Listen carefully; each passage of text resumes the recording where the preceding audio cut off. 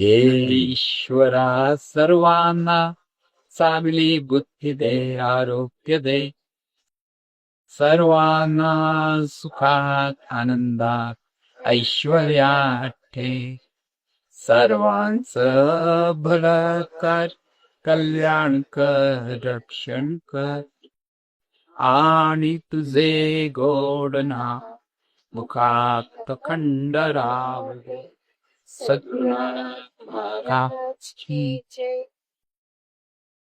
सद्गुरू पै माऊली मातोश्री माई यांना प्रथम कृतज्ञपूर्वक वंदन. आणि आपण सर्व सत्भक्त सत्सदेव आपल्या सर्वांना आदरपूर्वक नमस्कार.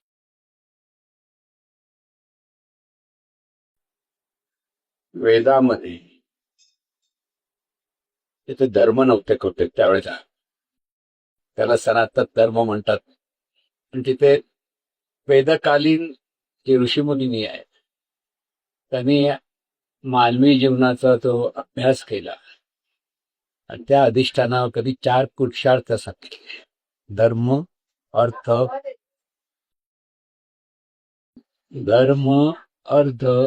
काम आणि मोक्ष, असे 4 पुरुषार्थ आहेत. तर पुरुषार्थ म्हणजे काय, पहिला तो पाहतो की धर्म हा पुरुषार्थ आहे, अर्थ हा पुरुषार्थ आहे, काम हा पुरुषार्थ आणि मोक्ष.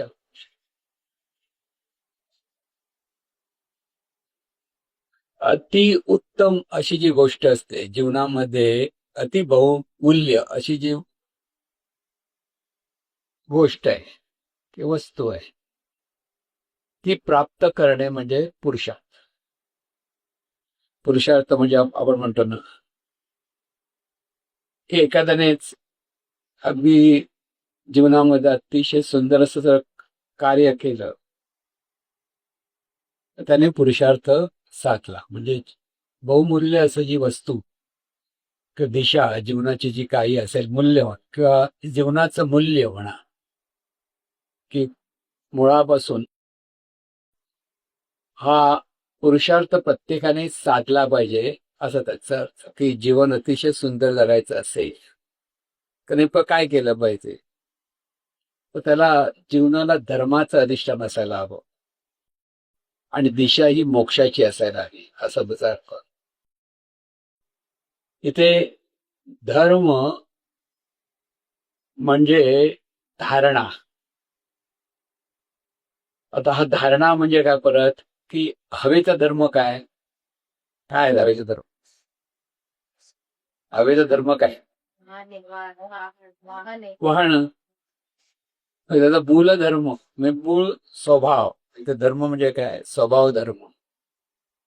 मिरचीचा धर्म काय, तिखटपणा.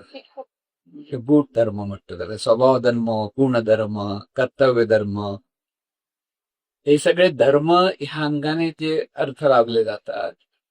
तर म्हणून मनुष्याचा धर्म काय असला पाहिजे, हा जातात. मनुष्याचा धर्म काय असला पाहिजे?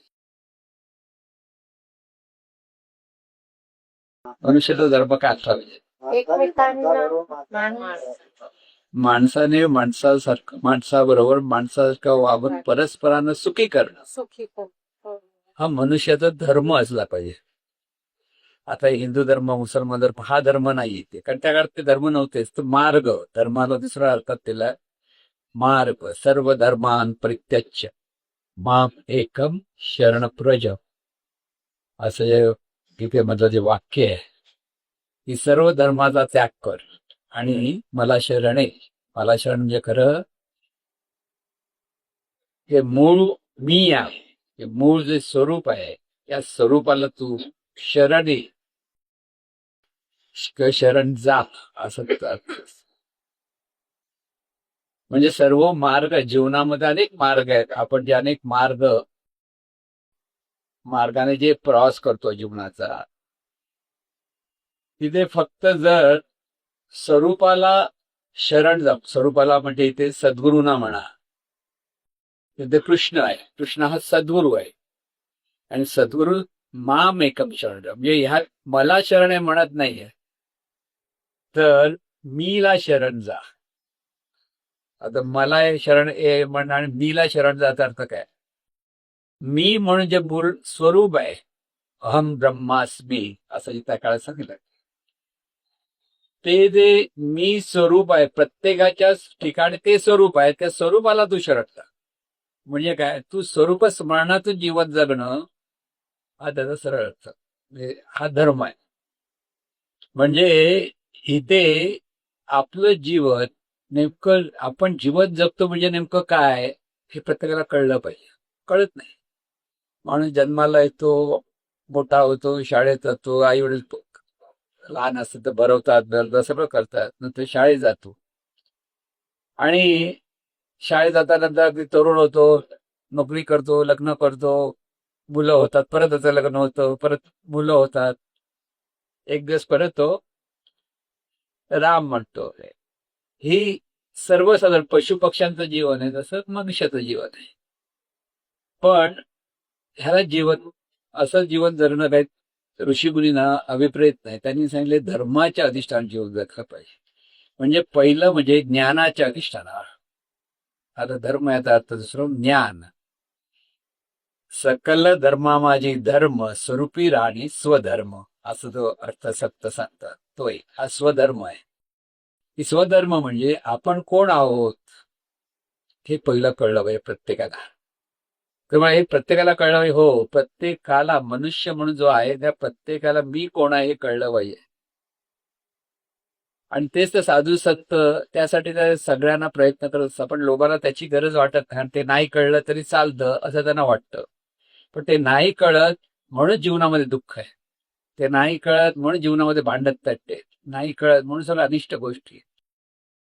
पण मी कोण आहे, म्हणजे मी म्हणणारं तत्व जे आपल्या ठिकाणी ते कोण आहे, एक एक एक जर मागे जायला लागलं की आपल्या लक्षात येतं हा धर्म आहे आपला प्रत्येकाचा, की आपली स्वतःची खरी ओळख प्रत्येकाला झाली पाहिजे. तर हे मी म्हणणारं तत्व आहे. हे मी कोण म्हणतं, तर ते तत्व मी जे म्हणतं त्या तत्वाची ओळख व्हायला पाहिजे. तर त्यालाच पूर्वी ब्रह्म म्हणायचे किंवा आत्मतत्व म्हणायचे,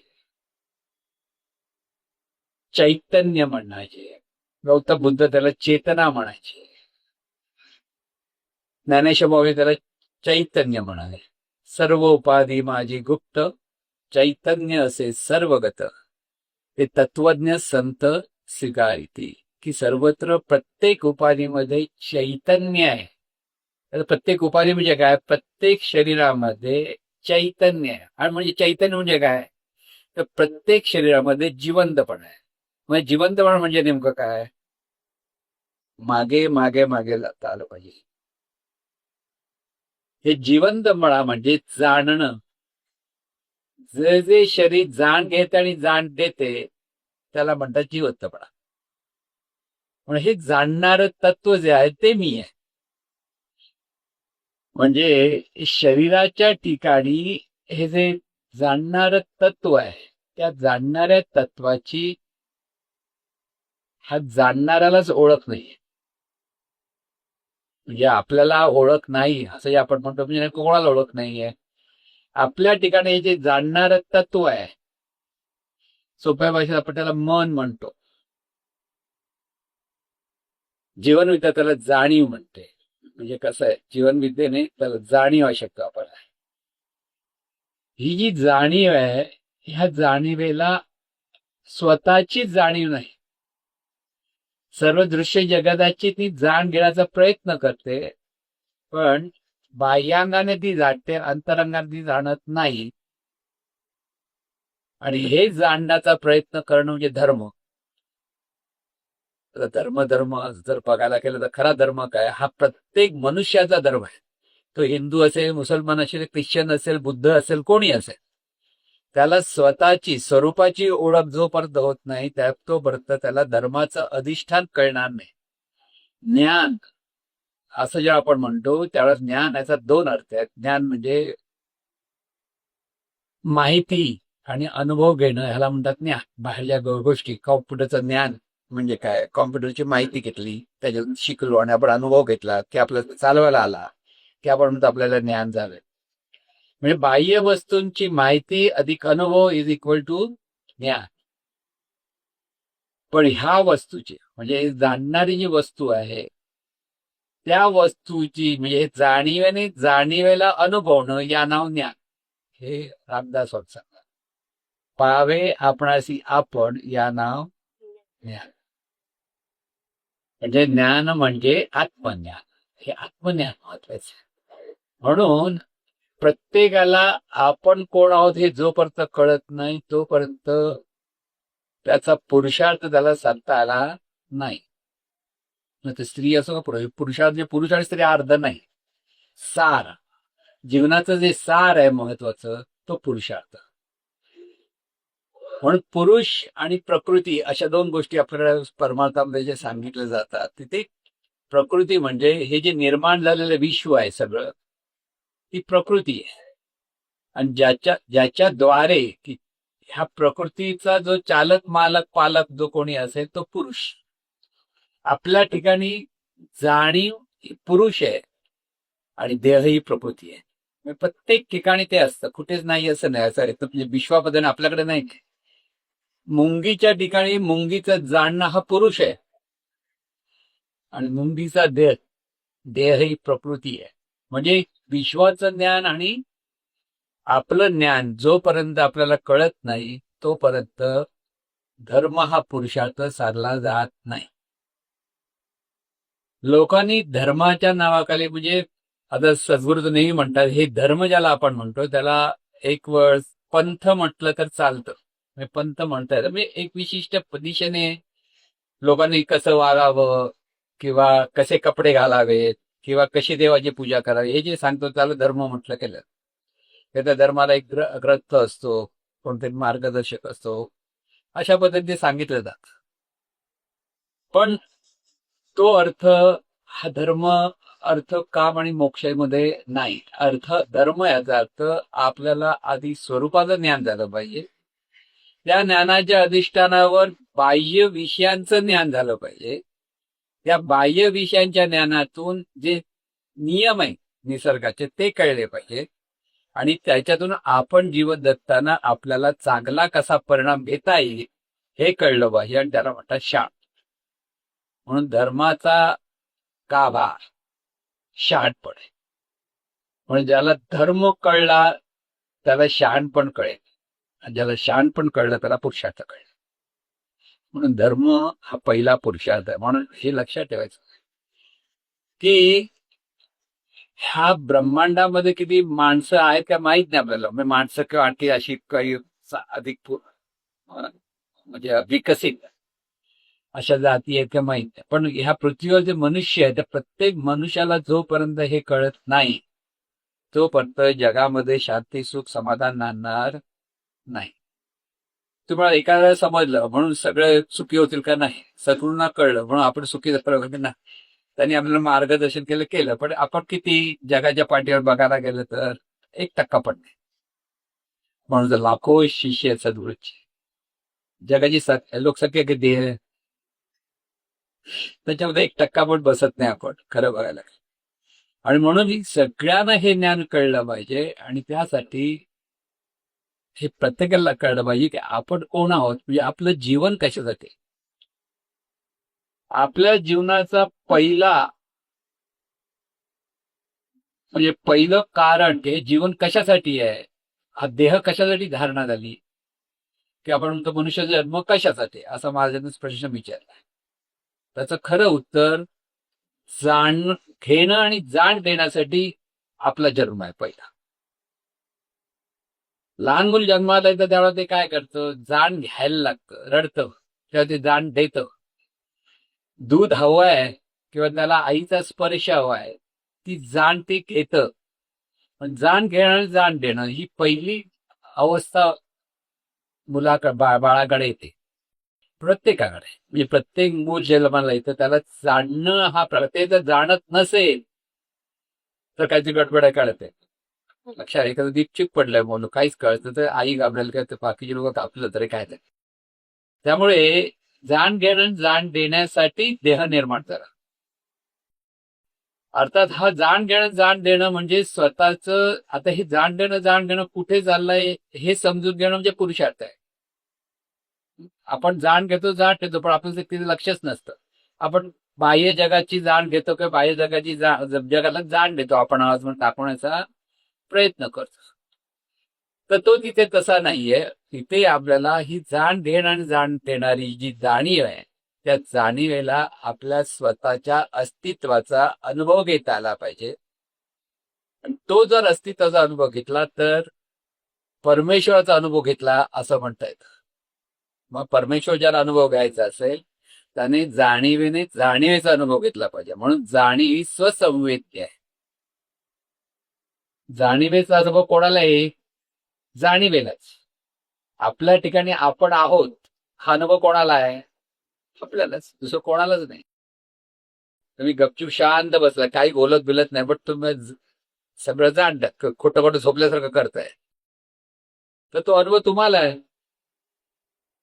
तसं हे जे स्वरूप आहे, ह्या स्वरूपाचं ज्ञान जेव्हा आपल्याला प्राप्त होतं त्याला हा स्वरूप धर्म जो म्हणतो आपण, तो स्वरूप धर्म म्हणजे तो पुरुषार्थाचा अनुभव घेणं. म्हणजे आता हा पुरुषार्थ साधायला काय करावं लागेल? अख्खा जीवन त्याच्यासाठी तर जातं, कळण्यासाठी. सद्गुरूला जर काय जरा पण कळत नाही, सद्गुरू सांगितलं तर समजायला अटकेला अनेक वर्ष जातात. तिथपर्यंत रिटायरमेंट जवळ येते. रिटायरमेंट म्हणजे नोकरीची रिटायरमेंट नाही, वर्षाची रिटायरमेंट, परत दुसरं ते. म्हणून किती वेळा जन्म यावे, किती वेळा व्हावे फजित, ही जी गोष्ट आहे. म्हणून प्रत्येक गोष्ट ही स्वरूपाच्या अधिष्ठानावर पाहणं. म्हणून परत दुसरं जीवनाचा दुसरा मूलभूत जो भाग आहे तो आता ते लक्षात घ्या. त्याला म्हणतात काम. आता काम म्हणजे आपल्या ठिकाणी अनेक इच्छा निर्माण होतात. हे हवंय, ते हवंय, ते अनेक इच्छा, हवेपण जे आहे आपल्याकडे, त्या हवेपणातून आपल्या ठिकाणी इच्छा आहेत, वासना आहेत, कल्पना आहेत, भावना आहेत. ह्या सगळ्या गोष्टीच्या आधारे आपण जीवन जगत असतो. स्वरूपाच्या अधिष्ठानावर निर्माण होणारी कामना, सर्व स्वरूपाच्या अधिष्ठानावर माणसाकडे होणाऱ्या सगळ्या इच्छा ह्या सगळ्या शुभ असतात. पण स्वरूपाच्या अज्ञानातून आपण जे आपल्याला इच्छा हव्या, तर त्या पहिली इच्छा आपली काय असते सांगा बरं? पहिली इच्छा प्रत्येक माणसाची काय असते? हा, मला हवंय, बाकीचं माहित नाही, आधी मला मिळालं पाहिजे, ही इच्छा आहे. पण त्याला ही इच्छा असल्यामुळे त्याच्यातच भांडणच चालते. मला मिळालं पाहिजे, मला मोठेपणा मिळाला पाहिजे. ते बघा सगळ्या संस्था अभिस्था सगळीकडे लोक काय विचार करतात? माझा काय, मला किंमत नसेल मी जातच का तिकडे? ओके. त्यामुळे पहिली इच्छा स्वतः मी आहे ना, मला माझं मोठेपण मला हवं, माझं कौतुक हवं, मला लोकांनी चांगलं म्हणायला पाहिजे, मीच चांगला आहे हा मीच ठरवतो, मी चांगला आहे, लोक काही म्हणो. हे सगळं आहे, ही जी आपली मूळ कामना आहे. आणि त्यासाठी हवं आणि नको ह्यात आपण अडकलेलो आहोत. मग तिथे आसक्ती आणि दुरासक्ती ह्या दोन गोष्टी येतात. काही गोष्टींची खूप आसक्ती आहे आणि काही गोष्टींचा आपल्याला द्वेष आहे. दुरासक्ती म्हणजे खरा द्वेष, नकोच. आता ह्या कात्वीमध्ये अडकलेली असलेला माणूस नेहमी कन्फ्युज असतो, हे करू की ते बरं असं म्हणतो ना आपण. म्हणून तिथे पुरुषार्थ पहिला साधल्याशिवाय कामना ही सहज सुंदर पद्धत त्याला जीवन जगता येतात. मनुष्याला जे जे आहे निसर्ग नियमा किंवा निसर्गा नियमानुसार, शरीराचा जो धर्म आहे, आता शरीर धर्म आहे इथे बघा, परत लक्षात घ्या. जीवन जगत असताना आपला शरीर धर्म प्रत्येकाला सांभाळावा लागतो. भूक लागते, शरीर धर्म आहे. पाणी, तहान लागते, पाणी आपण. प्रकृती चांगली हवी, हा धर्म आहे.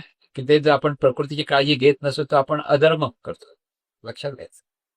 म्हणून आपल्या शरीराची काळजी घेणं, शरीराला योग्य तो व्यायाम देणं हा धर्म आहे, त्याला कर्तव्य धर्म म्हणतो. म्हणून शरीराच्या सगळ्या गोष्टी ज्या ज्या सहज आहेत आणि त्या सहज असलेल्या गोष्टी शहाणपणाने सांभाळणं म्हणजे काम, हा पुरुषार्थ दुसरा आपण साधतो. वेगळं सगळं सांगतो का? लक्षात काय तुझं बघा. की आपल्याला बऱ्याच गोष्टी हव्या असतात आणि नको असते ते शहाणपण हवंय. कोणती गोष्ट घ्यायची आणि कोणती गोष्ट घ्यायची नाही, इथे प्रत्येक मनुष्याला शहाणपण आहे. आज कॉर्पोरेट जग म्हणतो आपण, आता कॉर्पोरेट जग म्हणजे हायफाय लोक आहेत. म्हणजे आपण सर्वसाधारण आपल्याला ते छोटी माणसं समजतात ती, पण कॉर्पोरेट जगवाले जरा हायफाय म्हणतात. त्यांना पगार बिगार चांगला मिळतो. तिथली मुलगी असतो मुलगा असो, तोंडामध्ये सिगरेट येते त्याची, हाय बाय.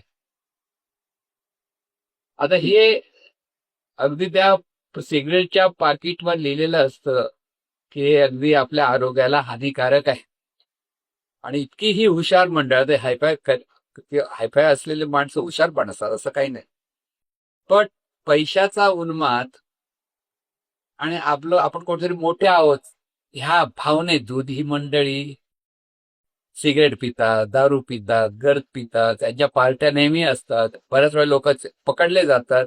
ते ही सगळी हायफाय जी मंडळ, आपल्याला साधी माणसं पकडली जातात. तुम्ही कुठे मोठ्या पार्ट्यात असल्या पार्ट्यामध्ये तुम्ही जाऊ शकत नाही आणि त्याला खर्च भरपूर असतो.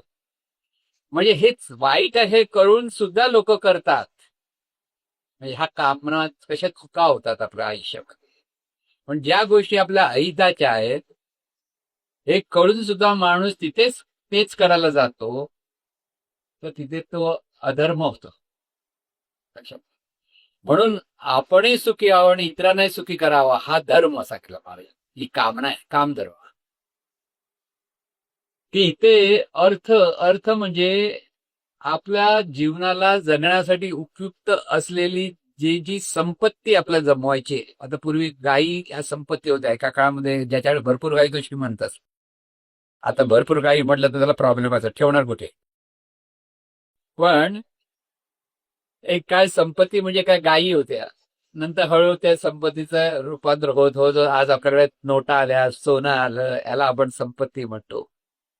पण त्याची प्राप्ती करणं, कारण ती प्राप्ती तर करावीच लागते. आणि त्या प्राप्ती कशासाठी, तर सोयी मिळवण्यासाठी. सोयी मिळाल्या की आपल्याला सुख मिळतं, म्हणजे बरं वाटतं. पण त्यालाच आपण खरं सुख समजतो, म्हणजे ते बदल. धर्म, अर्थ आणि काम ह्याच्या मागे म्हटलं काम पूर्ण होण्यासाठी अर्थ पाहिजे. आता अर्थ पाहिजे याचा अर्थ तिथे त्या कामना पूर्ण करण्यासाठी देण्या घेण्याचा जो व्यवहार होतो, त्या देण्या घेण्यासाठी आपल्याकडे ते त्या पद्धतीची संपत्ती किंवा त्या पद्धतीची पैसा हा एक अर्थ आहे. दुसरा अर्थ इथे जीवनाचाच अर्थ समजला पाहिजे. पैशाने माणूस सुखी होत नाही, तर पैशाने सोयी मिळतात हे ज्याला कळलं, तर किती पैसा मिळवायचा आणि किती पैसा नको हे प्रत्येक माणसाला कळू शकतं. आता किती पैसा मिळवायचा ह्याला काही मर्यादा नाही. ज्याची त्याची काम करण्याची जशी कपॅसिटी आहे त्याप्रमाणे त्याला पैसे कमी जास्त मिळतात, असं म्हणतो ना आपण. म्हणा आपला 1,00,000 रुपये पगार मध्ये भरपूर झाला असं म्हणतो ना आपण. अंबानीला विचारा 1,00,000 भरपूर नाही होत का? अरे कसल्या तासाला 1,00,000 रुपये कमवतोय तो, कळलं का? म्हणजे प्रत्येकाची कपॅसिटी वेगळी आहे. पण ती ज्याची त्याची आहे, त्याचा आपल्याला द्वेष पण नाही ना, काय मोठा आणि छोटाही नाही. ज्याची त्याचं जे समाजामध्ये ज्या ज्याप्रमाणे तो विकसित होत गेला त्याप्रमाणे त्याचा अर्थ मिळवण्याची त्याची कुवत वाढली की ती चांगली आहे, वाईट काहीच नाही. अनेक लोकांना कामं मिळतात, त्याच्यात तो एक फायदा आहे त्याच्यातून. म्हणून अर्थ म्हणजे आपलं जीवन जगण्यासाठी उपयुक्त असलेल्या गोष्टी आपल्याला मिळवता आल्या पाहिजेत. त्या जर नाही मिळत, घर नाही मिळत, तर आपण काय करणार? सोय आहे, घरी सोय आपल्यासाठी. मग ते भाड्याचं घर असो किंवा मालकीचं असो. गंमत अशी आहे, तर घर म्हटल्यानंतर आपल्या मालकीचंच घर असलं पाहिजे अशी मराठी माणसांची फार मोठी भावना असते. मराठी माणसं वाटते का, जर तुम्ही भाड्यात, नाही आमचं घर नाही, भाड्याने घर आहे, भाड्याचं ते तुझंच घर आहे, भाडं देतोयस ना. पण नाही, मालकीचं माझ्या नावावर घर असलं तर मला बरं वाटतं. पण मी उलटा ऐकलं, एकदा आम्ही बाहेरगावी गेलो होतो, तर तिथे गुजराती समाजाचे काही मंडळ होते. त्याचा व्यवसाय सगळा चांगला होता, सगळं कमवतो, पण नावावर घर नव्हतं. म्हटलं असं कसं? तर म्हणतो बघा, अरे कॅल्क्युलेशन म्हणजे कशी माणसं हे करतात ते. तर समजा घर घ्यायला आता पूर्वी एवढं लागत नाही, पण आता समजा 1.5 कोटी 2 कोटी रुपये लागतात. 2 कोटी पकडू आपण मॅक्सिमम, त्याच्याशी किती कोटी म्हणाल तेवढे कमी आहेत घर घ्यायला आता. तर 2 कोटीला जर घर असेल त्याला भाडं किती मिळतं? 2 कोटीचं किंवा 3 कोटीचं घर म्हणा तर भाडं 60,000 वगैरे काहीतरी मिळतं, 50. मग आदलीच्या मुंबईतली मिळतं, बाहेर गेलं आणखी कमी मिळतं. पण त्या 2 ते 3 कोटीसाठी इंटरेस्ट किती मिळतो? 6% जरी म्हटलं तरी किती इंटरेस्ट होईल? 2 कोटीचे 6% किती होतात वर्षाला? 12 लाख. म्हणजे वर्षाला, महिन्याला 1 लाख. साधं म्हणजे 1 लाखापेक्षा जास्त इन्कम तुम्ही बँकेत पैसे ठेवले तर मिळतात, आणि घर विकत घेऊन तुम्ही जर भाड्याने दिलं तर तुम्हाला 60,000 रुपये मिळतात. मॅक्सिमम सकतो चेपूरचा रेट सांगतो 60,000. म्हणजे फायदा कुठे आहे? पण आपल्या डोक्यात आपल्या नावावर घर पाहिजे, आणि त्यासाठी आपण परत कर्ज काढतो, आणि त्यामागे जाऊ का आता काढू नये वगैरे काय, ज्याला कर्ज फेडता येतं त्याने कर्ज काढावं, नाही तर काढू नये. कर्ज काढणं वाईट नाही, पण त्या वेळेत तुम्हाला जर कर्ज फेडता येत असेल तर कर्ज फेडा. म्हणजे इन ऍडव्हान्स मध्ये तुम्हाला हवं ते मिळवू शकता, त्याचा उपभोग घेऊ शकता, पण ते कर्ज तुम्हाला त्या त्या वेळे महिन्याला बरोबर फेडता आलं तर. एक तरी हप्ता चुकला की सगळं जीवनाचा गणित चुकायला लागेल, अर्थ चुकला. कळलं? म्हणजे हे जे शहाणपण आहे, अर्थ आणि काम हे दोन्हीकडे तो शहाणपण माणसाला हवं असं. आपल्या इच्छा पूर्ण पाहिजे, पुढच्या इच्छा, आणि किती पूर्ण झाल्या पाहिजे, किती खाल्लं पाहिजे, मारणी म्हणत किती खायचं, पोटाला जेवढं आपल्याला आवश्यक आहे तेवढं का. आता 4 भाग वगैरे तर सोडा, 12 शकतात. पण तुम्हाला जेवल्यानंतर उलटी करायची वाटत नाही तेवढं तरी जेवा, नाही तर लोक खात आहेत. असं नको आहे की प्रकृती बिघडत नाही ते तरी खाऊ नका, ज्याच्यामुळे जे खाल्ल्यामुळे माझी प्रकृती बिघडत कळून सुद्धा लोक खातात. बघा तुम्ही कसं आहे. म्हणजे अर्थ आणि काम म्हणजे जीवन जगताना ह्या ज्या 2 गोष्टी आवश्यक आहेत त्या शहाणपणाने आपल्याला जगतात. तिथे तुम्हाला सुखाने राहता येतं. तुमचं मन स्थिर राहिलं पाहिजे. अर्थ आणि काम या दोन्ही गोष्टी या ठिकाणी मन स्थिर राहणं. जर मन अस्थिर असेल तर माणूस कधीच सुखी राहू शकत नाही. त्या डोक्यामध्ये जर चित्ता आहे, काळजी आहे, हे कसं होईल ते कसं होईल, तर तो राहू शकत नाही. म्हणून विचारावर नियंत्रण असणं हाही महत्वाचा मुद्दा लक्षात ठेवा, की आपण विचार करतो ते निगेटिव्ह असता कामा नयेत. सर्वात महत्वाचं तिथे शहाणपणाने जीवन जगायचंय. प्रत्येक गोष्ट सकारात्मकतेने कसं घ्यायचं हे माणसाला कळलं पाहिजे. अनिष्ट आणि इष्ट परिस्थिती प्रत्येक माणसाच्या जीवनात येते, कोणाच्या जीवनात येत नाहीये. प्रभू रामचंद्राच्या जीवनात आला, राज्य सोडून वनवासात जावं लागतं, पण त्याचा स्वीकार करून तिथेही त्याने आनंदाने कसं जीवन जगायचं हे शिकवलं, म्हणून त्यांना प्रभू रामचंद्र म्हणतात. लक्षात घ्या. म्हणून इष्ट अनिष्ट परिस्थिती कशी येऊ, तिथे दृढ विचाराने किंवा धैर्याने त्या परिस्थितीला सामोरं जाता आलं पाहिजे, आणि त्यातून परत त्या परिस्थितीतून अधिक चांगली गोष्ट मिळवण्याचा प्रयत्न केला पाहिजे. आणि हे जर जमलं तर अर्थ आणि काम जमलं. हे इथे शहाणपण किती महत्वाचं ते लक्षात घ्या. पण एवढंच करण्यासाठी जीवन आहे का? नाही. आपल्याला आपण जो पहिला पुरुषार्थ सांगितला, धर्म म्हणजे स्वरूप, म्हणजे आपण कोण आहोत हे ज्याला कळलं, तो आपण आणि त्याचा पूर्ण अनुभव हे जीवन जगण्यातून घेत घेत शांती सुखाने जगणं म्हणजे मोक्ष. तृप्त होऊन जीवन जगणं. शेवटी सर्वसाधारण माणूस नेहमी अतृप्त असं, माझं हे कोणाला विचारायला तुम्ही एवढे वेळ झाला तर मला काय मिळवायचं राहिलं, तर सांग माझी ही इच्छा राहिली, हो माझी ती इच्छा राहिली. तिथे सर्व बाजूने आपण तृप्त आहोत जेव्हा, असं जेव्हा त्या मनुष्याला कळतं तर त्याचा मोक्ष त्याने साधला, मोकळा झाला, कशातही तो अडकला नाही. सगळं जीवन आनंदाने जगतो, सगळ्यात आहे, पण कशात राहायचं नाही, त्याला म्हणतात मोक्ष. कसली आसक्त नाही, प्रत्येक परिस्थितीमध्ये तो निरासक्त होऊन जेव्हा जीवन जगतो तो असं तो मोक्ष असतो. म्हणून मोक्ष मोक्ष म्हणताना खूप मोठे काही अर्थ आले, तर तसा अर्थ नाही. काही लोकांचा जन्म मरणातून सुटका म्हणजे मोक्ष. ही जी जाणीव आहे, जाणणारं तत्व आहे, त्याला जन्म आणि मरण याच्यातूनच जीवन जगायचं. त्यामुळे त्याला कधी मोक्ष नाही. मोक्ष म्हणजे ह्या अज्ञानातून किंवा नकारात्मकतेने जे जीवन जगण्यातून जेव्हा आपण मोकळे होतो, की प्रत्येक गोष्ट आपण अगदी सहजपणे स्वीकारतो, शांतपणे स्वीकारतो. थोडीशी जरी जी चलबिचल झाली तरी त्या स्वरूप धर्माच्या अधिष्ठानावर प्रत्येक गोष्ट सहजपणे जेव्हा आपल्याला पाहता येते, प्रत्यक्ष मृत्यू जरी समोर आला तरी सहजपणे पाहता आला पाहिजे. एवढं झालं की माणूस मोकळा झाला, त्याला कसलीच विवंचना राहत नाही, तो सहजपणे आनंदाने जीवन जगतो. तेव्हा हे चारही पुरुषार्थ त्याने साधले. आता हे आपल्याला साधता येतात का, हे आपल्याला प्रयत्न केले पाहिजेत. असं हे जे जीवन आहे अतिशय सुंदर जीवन आहे, पण आपण हा सगळा जो विचार का करतो आहोत, प्रत्येक मनुष्याला मिळणारं जीवन हे परमेश्वराने अतिशय बहुमूल्य अशी गिफ्ट प्रत्येक जाणीवेला दिलेली आहे. पण परमेश्वराची लेकरं म्हणजे हा जाणीव आहे. जशी सूर्याची किरण, तसे आपण सर्वजण म्हणजे जे शरीराच्या अपेक्षेत प्रगट झाले जे आपण आहोत, ते आपण सगळे जाणीव आहोत, जाणणारं तत्व आहोत. आणि हे जाणणाऱ्या तत्वाने स्वरूपाची ओळख घेऊन स्वरूपानंदातून जीवन जगणं म्हणजे अनुसंधानातून जीवन जगणं म्हणजे पुरुषार्थ. चारी पुरुषार्थ साधायला आपल्याला सर्वात महत्वाचं म्हणजे अनुसंधान साधता आलं पाहिजे. नुसतं स्मरण उपयोगाचं होत नाही. स्मरण ही पहिली पायरी आहे आणि अनुसंधान ही त्याचं फळ आहे. लक्षात घ्या, जोपर्यंत अनुसंधानात राहता येणार नाही तोपर्यंत आपण अपूर्णच राहणार.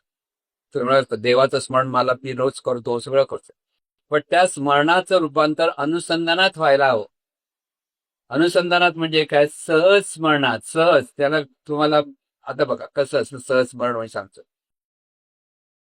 एखादा पुरुष प्रत्येकाला जाऊन सांग मी पुरुष आहे, मी पुरुष आहे. समोरचे लोक काय म्हणते, खरोखर आहे का हो? सांगायची गरज काय? पुरुष माहिती आहे प्रत्येकाला.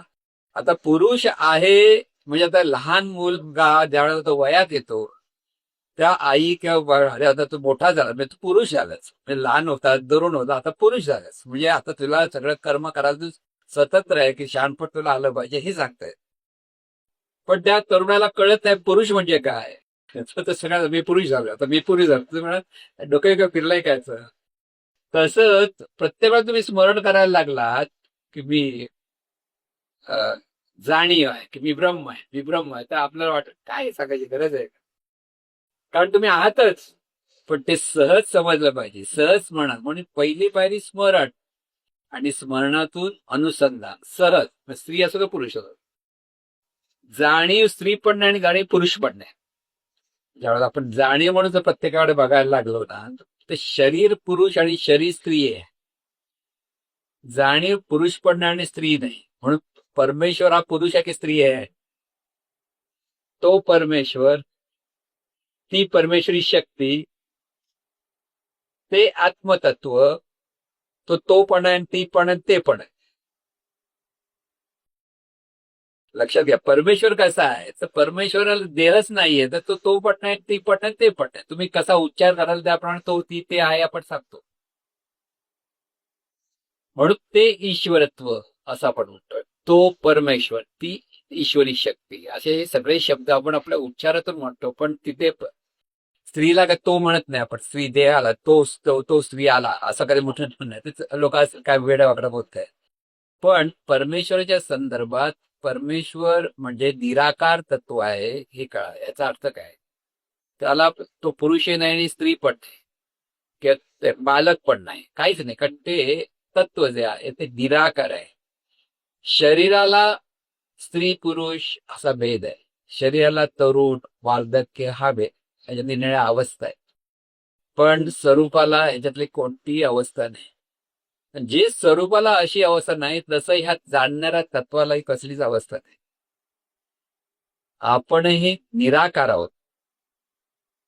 प्रत्येकाने स्वतःला विचार, आपण निराकार विचार करा, हे बरं वाटेल बघा किती. या आकारातच टेन्शन आहे सगळं. शरीर जाड झालं, अरे बापरे आता वजन वाढतंय, कमी करता करता येत नाही, फक्त उगी ताण करतात, ते तुला वजनच नाहीये, जाणीला वजन नाहीये काही, वजनही शरीराला, कशाला काळजी करणं, हाय हाय. म्हणून तुम्ही कसे शहाणपणाने कसं जगायचं हे जर कळलं तर मनुष्य आनंदाने जीवन जगू शकतो, लक्षात घ्या. म्हणून हेच कळलं पाहिजे. सगळ्यात महत्वाचा हा स्वरूप धर्म कळला पाहिजे. तो स्वरूप धर्म कळत नाही म्हणून जीवनामध्ये पुरुषार्थ माणसाला साधता येत नाही. तो एकदा स्वरूप धर्म कळला की शहाणपणाने परत जीवन जगता आलं पाहिजे. इथे लक्षात घ्या. इथे शहाणपणाने म्हणजे आता कोणतरी संन्यासी सद्गुरू असेल तर ते म्हणजे संन्यास घ्या सगळ्यात सांगते, ते शहाणपण नाही. प्रत्येकाच्या वाट्याला निरनिराळा प्रारब्ध आहे. जाणीव म्हटलं की जाणीवेला बघा, प्रत्येकाच्या जाणीवेला पाप पुण्य आहे, प्रारब्ध आहे, नियती आहे, सगळं काय ते जाणीवेवर आहे प्रत्येकासाठी. आणि त्यामुळे प्रत्येकाच्या प्रारब्धानुसार त्याला जीवन प्राप्त झालेलं आहे. कुठे जन्माला आला, कसा जन्माला आला, हे त्याचं प्रारब्ध आहे. तो स्वतःही ठरवत नाही. तर ही परमेश्वरी व्यवस्थाच अशी आहे की जाणीवेचं जे कर्म आहे त्या कर्माप्रमाणे त्याला पुढचा जन्म पण मिळतो आणि ह्या जन्मात पण त्याला चांगली वाईट परिस्थिती येत असते, ती कर्माप्रमाणेच. म्हणून कर्म हाही एक पुरुषार्थ आहे. आता अर्थ काम म्हणजे ते कर्मच आहे. कर्म अर्थ काम याचा अर्थ आपण कर्म काय करतो, कर्म कसं करतो, कर्म करताना किती लोकांना सुखी करतो आणि किती लोकांना दुःखी करतो, ह्याच्यावर सगळं पाप पुण्य.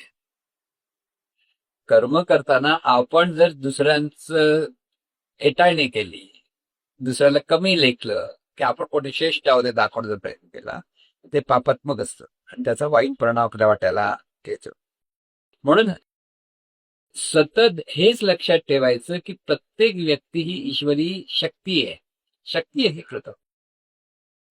आता ज्ञान आणि अज्ञानाप्रमाणे ती शक्ती कार्य करत कर्म करत असते आणि त्यामुळे त्या शक्तीचं भलं व्हावं एवढंच म्हणणं आपल्या हातात आहे. तुम्ही दुसऱ्याला शिकवायला जा, अरे असं करू नको, हे असं आहे, त्यावेळी तू का तुझ्या असं आम्हाला नको सांगू म्हणणार, कळलं की नाही. पण तुमचं ऐकायला येणार नाही. म्हणजे महाराजांचं भाग्य मोठं की एवढे लाख लोक ऐकायला येतात, कळलं ना. पण महाराज स्वतःवर कोणाला सांगायला जात नव्हते, लक्षात घ्या. जे ऐकायला येतात त्यांना सांगायचं असं, जे ऐकत नाही त्यांना सांगायचं नसतं. हे पण शहाणपण आहे. ऐकत बरे, अरे हे रे जेवण होतात, हे रे जेवण सांगतो, लोक तुम्हाला बहुत पळतात मग छोटे, अरे हा आला चला पळा, असं होतं की नाही. आणि म्हणून हे जे ज्ञान ज्याला त्याला मिळवायचं असेल त्याच्याकडे तसं शुभ प्रारब्ध पण असावं लागतं. लक्षात घ्या. नाम मुखात यायला ते पुण्य लागतं म्हणतात. हे नाम म्हणजे आता परत हे नाम म्हटलं तर परत बराच गोंधळ आहे. नुसतं राम राम म्हटलं तर पुण्य नाही. हे सर्व ज्ञान ज्या नामामध्ये आहे ते नाम लक्षात आलं की सर्व आता मी सांगितलं ज्ञान लक्षात येईल, त्याला म्हणतात ना. लक्षात घ्या. म्हणजे हे सगळं सार प्रत्येक जीवनाचं सार आहे. 4 पुरुषार्थ म्हणजे आपल्या जीवनाचे सार आहे की त्या अधिष्ठानं आपल्याला जीवन जगता आलं होते. आणि हे असं जर जीवन आपण जगायला लागलो तर खऱ्या अर्थाने आनंदाने जीवन जगता येऊ. त्यासाठी तर आपण सगळे प्रयत्न करतो.